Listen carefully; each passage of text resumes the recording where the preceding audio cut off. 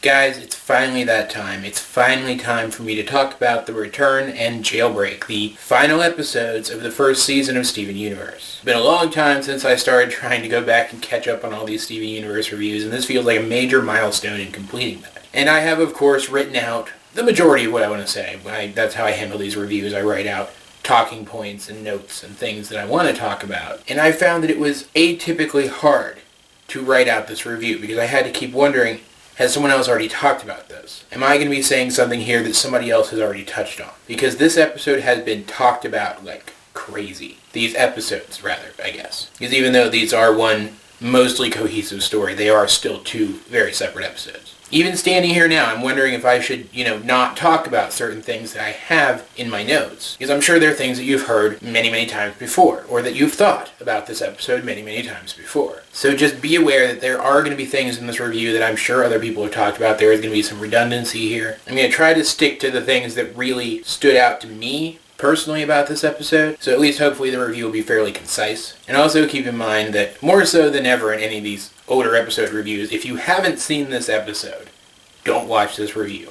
Go watch the episode first. There's a site called Kiss Cartoon. You can Google it. It has all the episodes for free. Or I guess you could wait for Cartoon Network to actually release it as part of a DVD set. Sorry, I just couldn't even get that out without laughing. Anyway, I say this very definitively because this episode was a benchmark for the show. It was a turning point. Before this, Steven Universe was a good show with some really great moments. But this is the moment when the crew put their feet down and said that we are going to make a great show that has real meaning to real people. And there's nothing you can do about it. This episode hooked more current viewers, I think, than any other episode in the entire series. This is the episode where when you get your friends to sit down and watch the show for the first time, this is the episode that you wait with bated breath for them to get to. I know when I'm introducing the show to people, I create a short list of important episodes that occurred before this one for them to watch and get them to this episode as quickly as possible. And then they can go back and watch the stuff with Lars and Ronaldo and all of those other characters who don't mean as much as the mains. No offense to them, but they don't. Once I'm sure they're going to like the way the show handles itself. I don't even feel like I need to go over the plot of this episode, but I'm going to run through it really, really quickly. Homeworld is here. A giant green hand ship has appeared high in the air above Beach City, and it's coming closer. The people of the town are panicking, they are leaving in droves, and the Gems expect Greg and Steven to go with them. On their way out of town, Greg finally can't help himself and tells Steven exactly what happened in the past. This is the moment when it's confirmed that the Gems did fight a civil war with their own kind, in defense of the planet, and that Rose and the current Crystal Gems would have died if Rose hadn't been there to save them. Steven, who is terrified, understandably so, makes a decision at this point to go back and protect the others. He could have left them to handle it the way that he has many, many times in the past, but he doesn't. He makes a choice in this moment that he is as much a Crystal Gem as they are. And just like back then during the war, it is Rose's shield, now Steven's shield, which saves the others. But the homeworld warrior that was sent to escort Peridot, Jasper, recognizes Rose's shield and redoubles her efforts now, attacking the Crystal Gems directly. Garnet is poofed. Steven, who is being mistaken for Rose Quartz, is knocked unconscious and taken onto Peridot's ship. There he realizes that because he's a human, the defenses aboard Peridot's ship don't affect him. He's able to escape and free an ally, a small gem that we don't recognize. This gem seems confused, angry, and seems to be looking for someone, which is a bit ironic because it's Steven who finds that someone first. It's another small gem, and this gem seems to know him just as much as the other one did. It turns out that these are Ruby and Sapphire, the two halves of Garnet. Garnet this entire time has been a fusion. And that's the big lore bomb that dropped in this episode. People had theorized for a long time that Garnet was a fusion. This is the episode where it was confirmed. But that is far from the most impressive thing that this episode did, and I will get to that in a minute. The reformed Garnet sends Steven off to rescue the others, while she stands her ground against Jasper. She wins the fight, pretty easily, while Steven, Pearl, and Amethyst manage to take the ship from Peridot, who unfortunately escapes. Collateral damage from Garnet's fight with Jasper causes the ship to lose power and crash into the side of the Temple Mountain. It explodes, but everyone is left unharmed thanks to Steven's bubble. Even Jasper and a captive Lapis Lazuli manage to emerge from the wreckage. It's at this point that Lapis Lazuli decides to fuse with Jasper, seemingly to fight the Crystal Gems, but instead she uses her power over the ocean itself, as well as incredible force of will, to hold Jasper into the fusion and drag the fusion down beneath the depths of the ocean, imprisoning Jasper. And this is probably the first time ever that I'm going to stick an annotation in one of my reviews to skip the episode summary, because I really don't feel like that episode summary is necessary. Because if you are a Steven Universe fan and you're watching this review, you've seen this episode.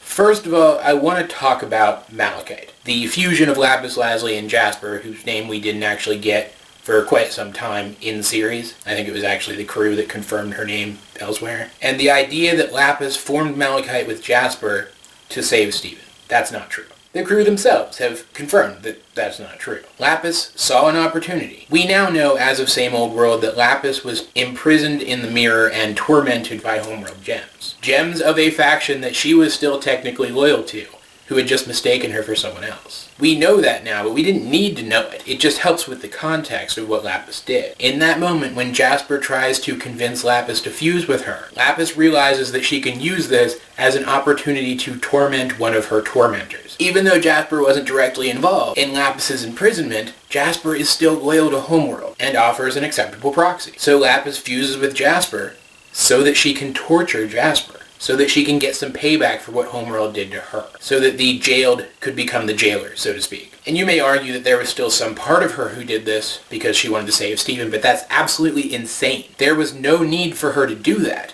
to save Steven. None.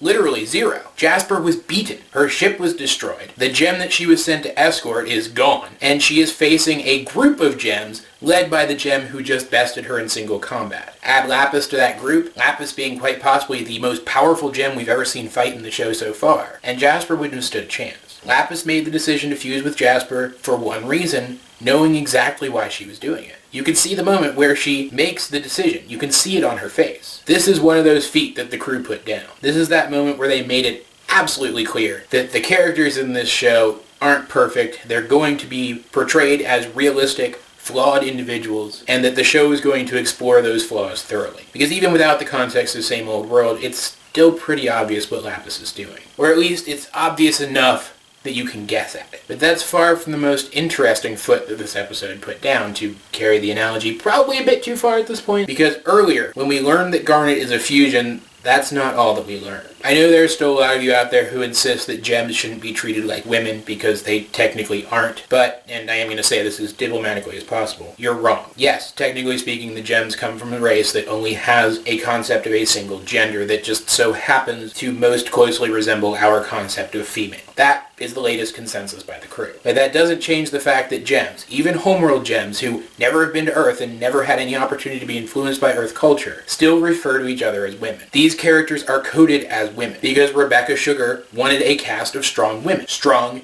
diverse women in lead roles in her show. She only made them technically non-gendered space rocks, I think, because of this episode. Because first and foremost, this is a cartoon aimed at teaching messages to children. And it is in this episode that it's revealed that Garnet, being a fusion, being representative of a relationship, that the relationship that she is representative of is a homosexual romantic relationship. Ruby and Sapphire are a couple, and they have been for thousands of years. They're maybe a little codependent, but for the most part, their relationship is portrayed as being absolutely healthy. And I think that Rebecca Sugar, and probably the rest of the crew, were worried that when this reveal occurred, if they had been a little bit more definitive about the gender of the gems, the backlash towards the series would have been greater than it actually turned out being. Because for some reason, despite the fact that homosexuality is becoming more and more readily accepted in countries and cultures throughout the world, there are still people, even here in America, the land of the free, who think of homosexual relationships as something perverse or taboo. And usually shows can get away with stuff like this if they're aimed more solidly at an older audience, and if they're able to play up the fact that these relationships exist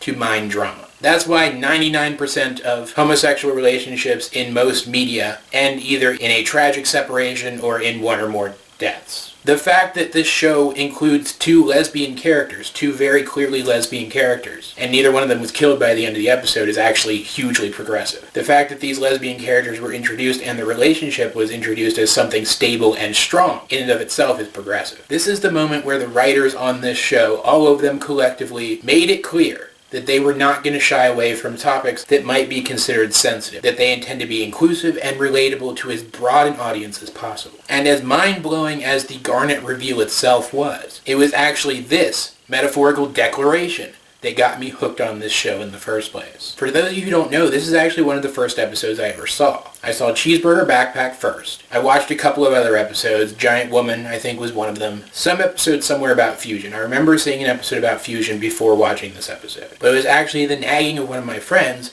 combined with my viewing of this episode that got me hooked on this show, that got me to realize exactly what kind of show was being made here and how important it is. Because this show has made itself accessible to an incredibly broad audience. Children of all ages, adults of all ages, watch and love this show. It has real potential to send messages of positivity to its viewers, to help kids and teens and even adults who might be uncertain about who they are, might hate who they are, that it's okay to be themselves. And I absolutely adore it for that. There have been episodes of the series that came later that have probably been technically better than this one, but it's for all of these reasons that I will swear until the end of my days, unless something significant changes, that this is the best episode of this show. It's why the song in this episode, the song Stronger Than You, in which Garnet declares Ruby and Sapphire's love for each other, and how strong it is still probably my favorite song of the series, despite the fact that It's Over, Isn't It? And Here Comes a Thought both exist. Because that song in my mind is associated with this moment in which this episode declared